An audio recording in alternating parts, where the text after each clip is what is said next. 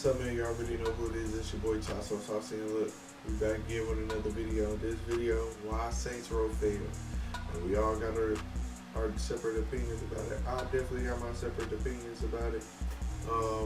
Before we go ahead and get to this, let me just say, I think Saints Row fell off right after number 3, because number 3, it was about it. That's when it started to go drift off. Start doing just a bunch of weird stuff, and then just fell off the face of the planet. Where we go? The Saints Row series went from being one of the only franchises that could compete with Grand Theft Auto to literally killing its parent company. What went wrong, and how did one developer lose nearly everything due to one failed game? Well, the story begins in the early 2000s when there was only one open world game that dominated the entire gaming landscape. And of course, it was Grand Theft Auto. The series seemed completely untouchable. That is, until two young companies worked together to introduce a worthy rival known as Saints Row. The first Saints Row game was developed by Volition and published by THQ way back in 2006. The game was a bit buggy and unpolished, but it was embraced by critics and players alike. It was brimming with personality and scratched a unique itch that gamers didn't even know they had. Volition was incredibly smart about how they tried to create a competitor to GTA.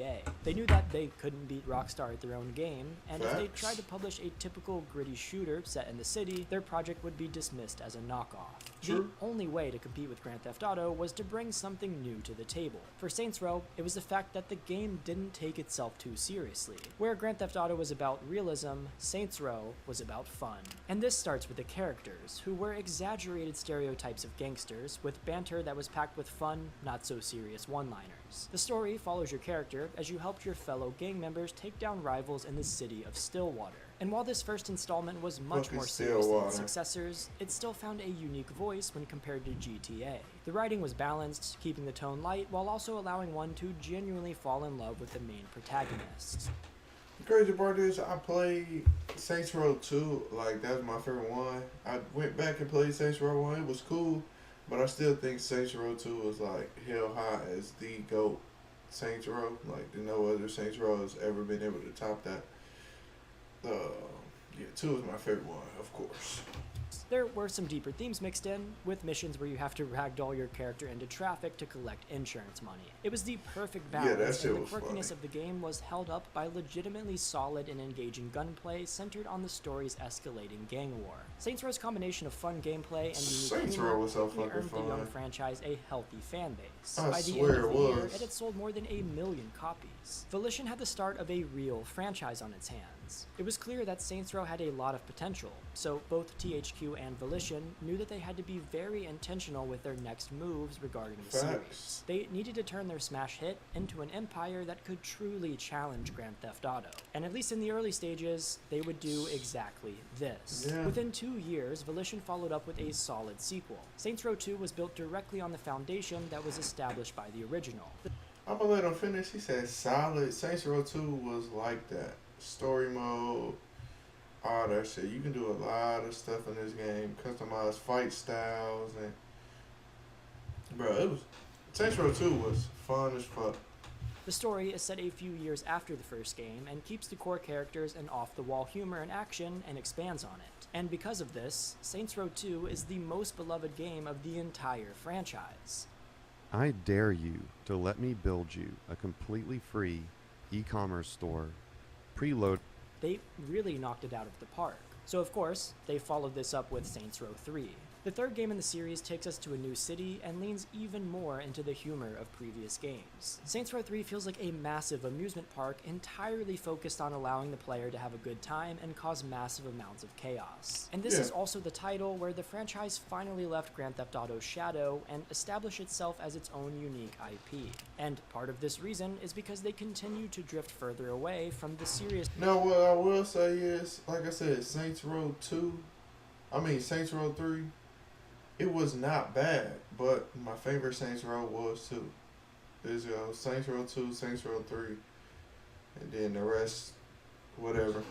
Tones in the previous 2 games and focus more on outlandish, wild, and edgy humor. And as you probably know, this is what Saints Row became known for. To give you a glimpse into the edgy and hilarious themes that the Saints Row series leaned into, let's introduce Johnny Gat. This fan-favorite character is a deadpan, edgy sociopath who always shoots first and never asks questions at all, cares nothing about civilian collateral damage, and is extremely self-obsessed. He says things that he shouldn't say, does things that he shouldn't do, and his edginess is why fans loved him. Fans also loved the insane array of hilarious weapons like the Shark-O-Matic, which shoots shark guts at enemies, the Apocalypse, which are comically large fists that splatter civilians, and the Penetrator, which we aren't going to talk about. The character customization, the vehicles, the combat, everything about Saints Row 3 was extremely unique, and it all had a lot of charm. Volition used this quirky humor as a key differentiating factor to play Saints Row over Grand Theft Auto, and that type of shit, that shit was what fun. helped it to excel as a franchise. The Saints Row series had climbed to the top and amassed support from fans and critics fairly quickly,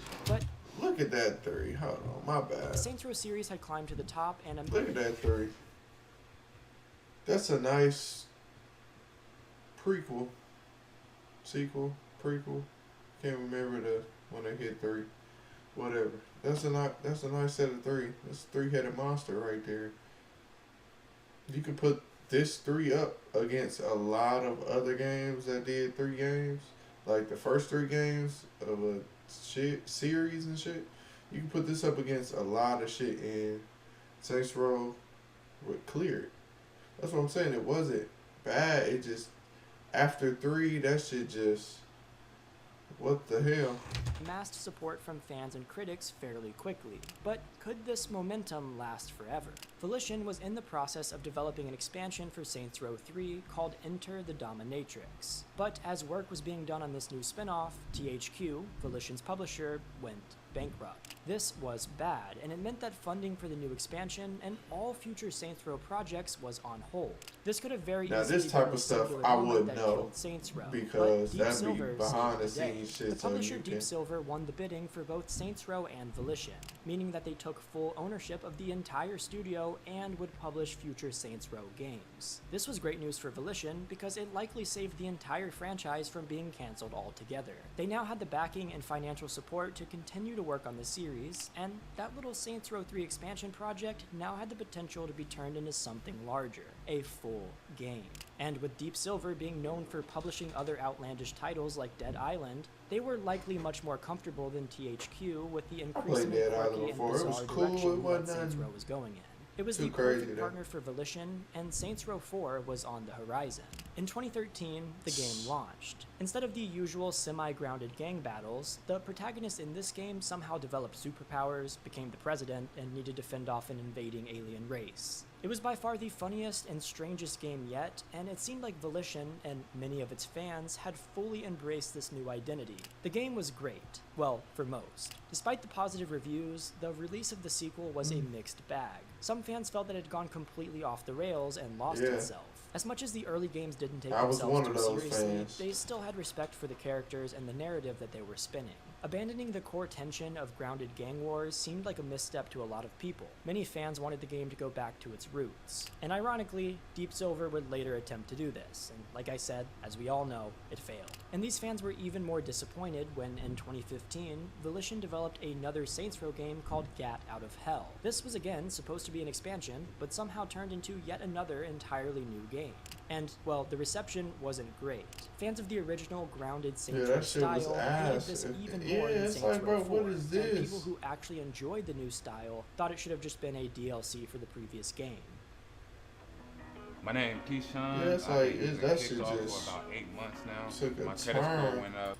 Across the board, Gat Out of Hell was widely regarded as something that simply shouldn't have been made, and coming out only 2 years after Saints Row 4, fans were getting a bit worried that Deep Silver was going to milk and potentially ruin this franchise. And oh boy, were they right. Now real quick, I was going to dive into the disastrous launch of Agents of Mayhem, which was set in the Saints Row universe and was supposed to be some kind of spin-off, but the story of this game could be an entire video, so let me know in the comments if that's something you want to see. Long story short, Volition used the Saints Row name to try to sell copies of this new, uninspired spin-off game, and everything about this game was extremely underwhelming and disappointing. This, combined with the uninspired and pointless release of Gat Out of Hell, really made fans lose hope in the series, and people had genuine concerns that Deep Silver was going to absolutely kill the Saints Row franchise. If the series were to survive, they would need something amazing. And it sucks when a developer ruins a game franchise. These days... Now imagine how long GTA 6 took a break. Imagine if we had a good Saints Row. When did GTA come out? Damn near like 10 years ago. Imagine if a good Saints Row came out like 3-4 years ago. We would have had something to like play to kind of like hold us over, because I would play Saints Row 2 right now, realistically. I would play Saints Row 3 even like right now, realistically, but we waiting for that GTA 6. Not too long. We don't even own our games anymore. And if a developer or a platform like Steam decided that they wanted to remove your game from your account, they have the ability to do that. In fact, most games these days have DRM, which basically means that the games you buy aren't really yours. You can use them as long as the developer allows it, but you don't own it. And this is something that I'm extremely passionate about. I feel like gamers should actually be able to own their games and not be controlled by the whims of money-hungry developers. Oh, and to be honest, that's why I buy most of my games from GOG. GOG is a marketplace where you can buy games. Oh, no. It's a great No game sponsors, my boy. into a corner. As stated by Jim Boone, the chief creative officer at Volition, even though we love the mechanics with all the superpowers, there isn't a whole lot of runway to go past that. It's why it was a pretty easy decision to go back to our roots and do something that was more contemporary. This reboot was supposed to do exactly that. Take the series back to its roots and give it a fresh start and the chance to recapture new and old fans alike. It's easy to make a case for why this was a good idea. I mean, Saints Row 4 was nearly 8 years old, and gaming had come a long way in that time. Although the franchise's sequels had innovated in numerous small ways, each game still relied on the same basic formula that was now almost 2 decades old. The reality is that many fans played were like calling 2 for the series to missions end by on the here third game, just because and it was even free. more thought it should have stopped at the Got fourth right game. off. People had liked Saints They Row. couldn't hold They were my beginning to feel attention like for the some series reason. was just getting milked for money. The devs needed to prove that they actually had interesting ideas for And their now people sequels, had and that actually they were more played than it. just a cash grab. And I although wanted there to were see certain why they benefits to a didn't reboot, there were also a lot of downsides. Reboots have gotten a pretty bad reputation in recent years. Fans are tired of childhood favorites being puppeted by cynical companies looking to profit off nostalgia. And that was part of the reason why fans reacted harshly when they realized that none of the old characters were returning for this game. Instead, we were getting an entirely new cast and story. And the writing changes weren't just limited to new characters, but a complete tone shift. The edgy humor that had made people fall in love with the franchise was gone. Instead, the devs had attempted to shift to a writing style that was meant to appeal to younger audiences. I say attempt because the writers completely dropped the ball. Every word of dialogue in Saints Row 2022 comes off as trite and cringy. A game series that was known for its unique humor was suddenly dropping awful lines like this. Get the f away from my friends. Saints Row's main characters had always been parodies of the traditional game. Maybe because, you know, the world we live in, or the world that they knew we was going to, or whatever, so they just like, they don't want to offend nobody, whatever. Everybody get made fun of, but you don't want to defend a certain group of people. Gangster. By contrast, the new series was trying to replace them with a squad of scrawny millennials who were actually trying to be cool, and just weren't. I mean, just take a look at the comments on the reveal trailer. The reboot was supposed to be a return to the series' roots, yet Saints Row had never felt less like Saints Row. Right off the back, the game was met with a ton of hate from fans. Trailers are supposed to be an opportunity for companies to put their best foot forward and generate hype, and somehow, this trailer had actively pushed people away from buying the game, and things were only going to get worse. Almost right after the announcement of the reboot, it was revealed that Mike Watson, aka Idol Ninja, had passed away. Watson had been one of the most influential modders in the Saints Row community. He was responsible not just for some of the best mods in the community, but also for working on an official patch for Saints Row 2 to fix many of the issues with the PC port. Watson had been battling cancer for a while, but that hadn't stopped him from pouring his heart and soul into the community. And some fans felt that the reboot was a slap in the face to his legacy. Others felt that the studio should be dedicating more resources to finish Peter, the bro, patch that you did Watson some had been legendary working on shit before his there, my death boy. to ensure that the project was finally complete. completed. Regardless of the quality of the Saints Row revamp, it's undeniable that many at Volition cared for Watson and were genuinely devastated by his passing. A lot of the insults and digs that fans took at grieving employees were legitimately uncalled for. However, it was also a representation of just how much Saints Row fans had turned against Volition. In many ways, Mike acted as a bridge between the company and fans. His loss ensured that the divide between them was only going to grow wider. The game hadn't even dropped, and Volition was facing a fan base that was more against them than they had ever been before. But it was too late to cancel the game or make any big changes. All they could do now was release it and pray that the full experience was a lot better than the trailer led people to believe. Saints Row was released on August 23rd, 2022, with all the grace of a car crash. Somehow the game was even worse than players thought. Even critics who usually give everything positive reviews were trashing the game. It was buggy to the point of being unplayable. The graphics were dated and lifeless. And it wasn't just the graphics that felt old, but the entire design of the game itself. In an attempt to go back to its roots, Saints Row somehow only succeeded in bringing back outdated design choices that modern games have avoided for years.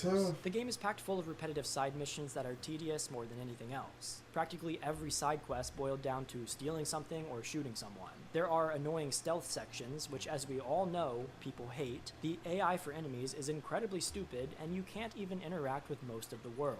There are bicycles you can't ride, casinos you can't enter, and much more. In the modern era, where open-world games like Red Dead Redemption 2 and Breath of the Wild have become the standard, Saints Row 2022 was laughably outclassed. I'm so mad about Red Dead Redemption 2. It was, for me, it was too realistic. You had to do too much shit. Feed your horse, feed yourself, drink. Yeah, bro, you have to do way too much in that shit. And I really hope GTA 6 is not like that. Do not make me do too much realistic shit, because it's going to get to the point where I might as well do it my goddamn self. I don't watch on GTA, just like it is in RP and shit. I hope they got RP elements, but like I said, I hope they don't make it too real. Like, I gotta fill my gas tank up, I gotta do this, and blah blah blah. Or if they do it, I hope it's not too tedious, at least. But the real disaster with the new release was the absolutely atrocious writing and corporatized lifeless characters and story. All the raunchy and edgy jokes of past games were actively sanitized to the point in which nobody really understood who it appealed to. The game's characters came off as sitcom teenagers rather than hardened gangsters. There was no depth to these characters and no attempt to get us to like them. They were all basically archetypes that existed to do nothing but spout quirky one-liners that weren't even funny, and you could feel Volition's desperation to be hip with the kids oozing through the screen. But more importantly, the game didn't have anything to say. There could have been real comedy in this setup. You have a bunch of loser, privileged teenagers acting as wannabe gangsters. If Volition leaned into this, there maybe could have been potential for a lot of actually good jokes. And something like this would be somewhat different from the past Saints Row sequels. But that wasn't what happened. Volition made their cast boring and tried to toss in every buzzword they could justify, and it came off as a painfully corporate attempt to seem modern. And the poor writing poisoned the rest of the game. Some of the other design choices could have been forgiven if the game at least made you laugh. It was but doing it too didn't. much pandering. So in the end, we were That's left what with it a game seemed with like. dated mechanics, terrible writing, Like they and so tried many too bugs hard, that it was practically and people can unplayable. tell. It should be obvious how Saints Row became one of the worst reviewed games of 2022. It was undefendable. Saints Row was a disaster from a corporate perspective as well. Volition's parent company, Embracer Group, immediately entered panic mode. The CEO released statements expressing their shock and disappointment at the game's reception, which is crazy because they should have seen this coming. Saints Row was in a particularly horrible spot too, because Volition had burned so much goodwill from the fan base that it was unclear if they could ever even bounce back. Frankly, a good amount of fans had already sworn off the series for good, and another sequel wasn't going to fix that. And all of these factors led Embracer to make a pretty tragic decision. They shut down Volition. The studio was merged into a subsidiary company of Gearbox Entertainment, who was just acquired by Take-Two Interactive. So now, there are so many levels in the structure that Volition is pretty much irrelevant in the grand scheme of things, and that, at least for the foreseeable future, there is little to no hope of Saints Row coming back and redeeming itself. And there's something kind of sad about that, but a lot of people may look at it as a good thing.